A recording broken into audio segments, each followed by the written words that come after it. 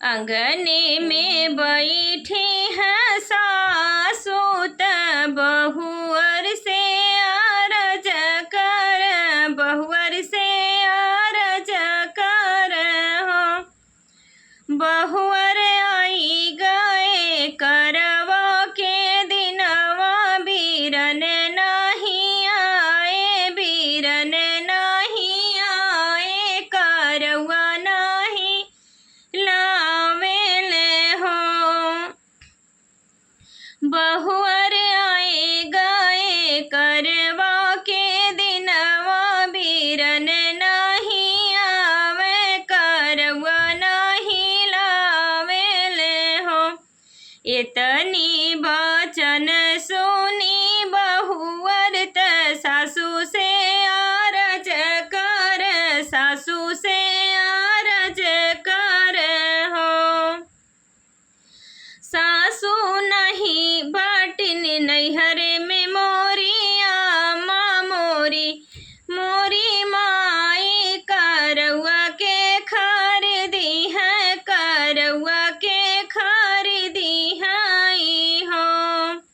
सासू नहीं बाटिन नैहर में माई, करवा के खरीदी है, करवा के खरीदी है हो। हमारी जे माई होतिन, हमारी जे माई होतिन, खबर मोरी लेतिनी हो। हमारी जे माई होतिन, खबर मोरी लेतिनी हो। सासू भाभी मोरी ले है ना खबरिया, करवा कैसे भेजी है, करवा कैसे भेजी है हो। हमारी जे माई होतिन, पलंगिया बैठऊ तिन, पलंगिया बैठवतिनी हो।